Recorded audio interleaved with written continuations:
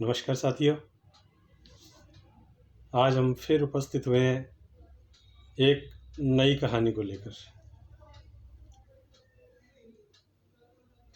एक समय की बात है कि देवताओं की कहीं मीटिंग होनी थी, तो सभी देवता अपने अपने वाहनों से सभा स्थल पर निश्चित समय पर पहुँचे। अंत में यमराज जी भी पहुँचे, अपने भैंसे की सवारी से यमराज जी भी वहाँ गए।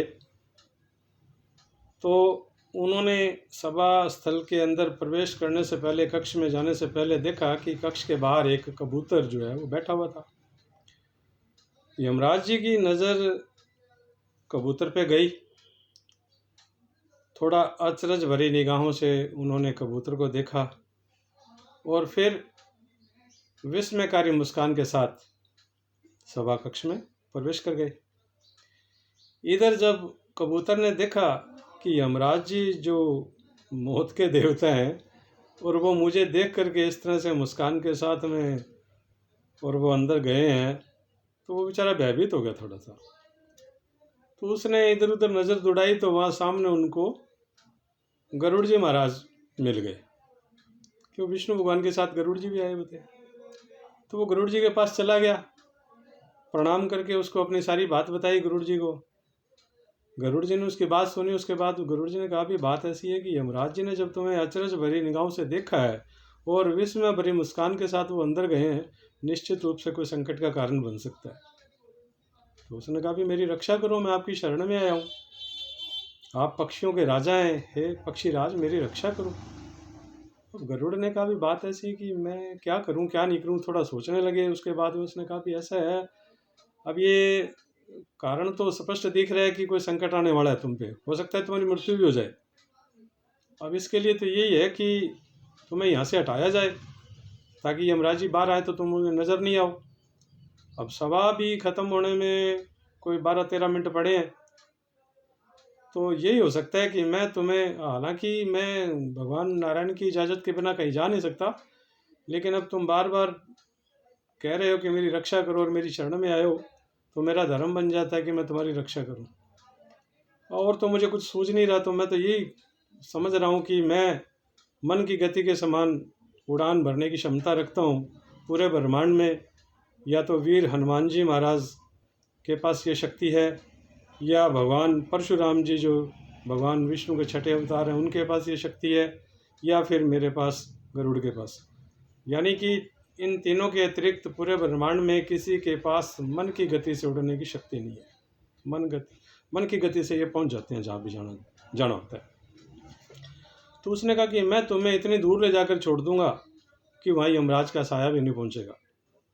अपने पंजों की पकड़ में कबूतर को कस के पकड़ा और दूर कहीं हजारों योजन दूर सागर कबूतर को ले गए वो, और ले जाकर के उन्होंने एक किसी पहाड़ की कंदरा में उसको छोड़ दिया। भी ले भी कबूतर, तू यहाँ सुरक्षित है, ये हजारों योजन दूर सागर में मैं इतनी सागर पार करके तेरे को ले आया यहाँ, अब यहाँ यमराज नहीं आ सकेंगे।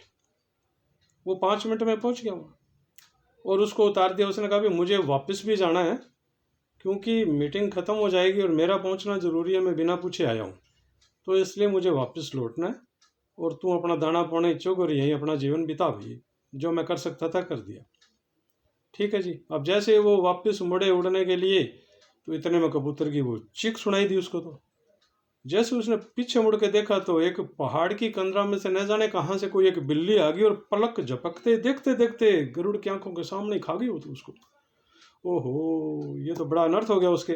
अब बेचारा वो पछताए गरुड़ तो, भी ये मैंने क्या किया, मैंने तो उसको लाकर मार दिया या बेचारे को, इससे तो ज़्यादा सुरक्षित ये वहीं था, कम से कम वहाँ जिंदा तो था, मैंने तो मरवा दिया इसको, लाते मैंने मरवा दिया, ये तो हत्या मैंने कर दी।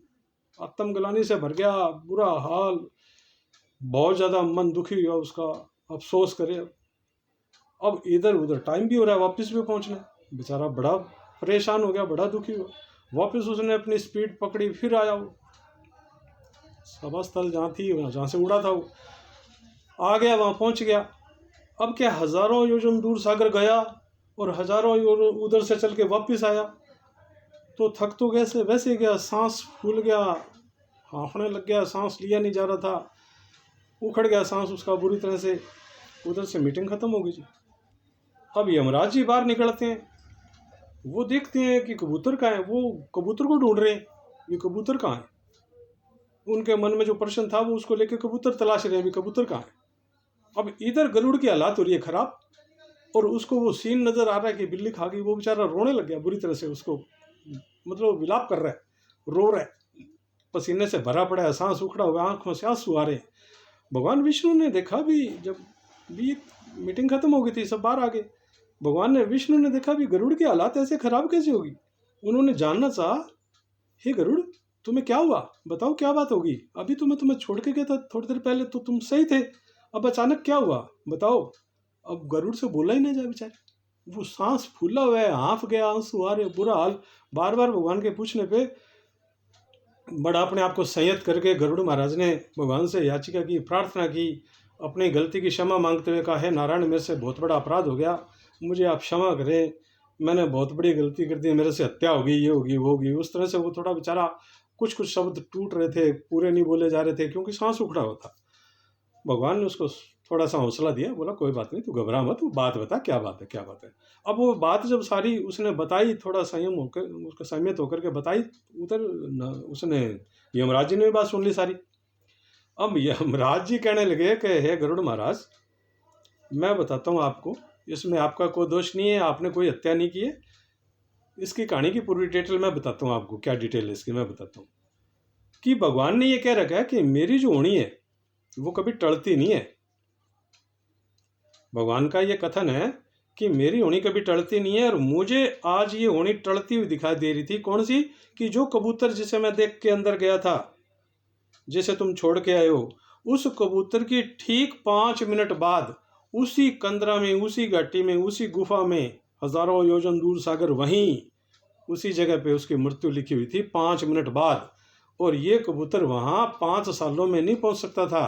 और इसलिए मुझे हैरानी हो रही थी कि भगवान कहते हैं मेरी होनी टलती नहीं है, और मुझे ये होनी टलती हुई नजर आ रही थी आज भी। ये कबूतर तो वहाँ पहुँच ही नहीं सकता, और ये भगवान तेरी होनी कैसे टल गई। मैं तो प्रश्न करने वाला था भगवान से, और तुमने तो यार सारी कहानी बिगाड़ दी है, मेरा प्रश्न अधूरा रह गया। अब मुझे समझ आया कि भगवान की होनी तो नहीं टलती। अब यमराज कह रहे हैं कि ये मुझे अब समझ आ गया कि भगवान की होनी टलती नहीं है, वो किसी में घुस जाएगी, किसी को भी जरिया बना लेगी। जैसे तुम्हें जरिया बना लिया, होनी तुम में घुस गई और कबूतर को पकड़ लिया तुमने, उसको उस जगह तक पहुंचाने का तुम माध्यम बन गए। होनी लेके गई है तुम्हें, कबूतर की मौत तो वहीं लिखी थी, कबूतर का समय तो वहीं था, कबूतर की मौत तो निश्चित थी। तो इसलिए इस कहानी से ये प्रेरणा मिलती है कि जब भी कोई घटना घटनी होती है, किसी तरह की कोई अप्रिय घटना घटनी है, या किसी की मौत होती है, वो निश्चित है। अभी देखो मृत्यु तो निश्चित है। अब बहाना बन जाता है जी, उसका एक्सीडेंट से हो गया जी, उसका फलानी जगह हो गया, ये कारण बनना होता है। समय स्थान निश्चित है, बहाना निश्चित है, किसी भी बहाने से कोई न कोई कारण बनता है और वो घटना घट के रह जाती है। हम ये तो नहीं चाहते कि किसी के साथ कोई अप्रिय घटना घटे, ईश्वर सबके साथ सुख शांति बनाए रखे, लेकिन जो घटना घटनी होती है वो निश्चित होती है। दूसरी तरफ देखिए, इसका वृतांत महाभारत के प्रसंग में हम देखते हैं कि जब अपने अर्जुन ने भगवान कृष्ण से कहा कि मुझे दोनों सेनाओं के बीच में आप, हे केशव, मुझे दोनों सेनाओं के बीच में आप मेरे रथ को ले जाइए, और मैं ये देखना चाहता हूँ कि युद्ध की लालसा से कौन कौन लड़ने आए हैं हमारे के साथ में। तो जब वो भगवान ले जाते हैं उनको बीच में रथ को, तो वो देखते हैं कि उनके आचार्य द्रोण भी खड़े हैं, उधर पितामह भी हैं, बंधु बांधव कुटुंब परिवार सारे उनके सगे संबंधी सब खड़े हैं।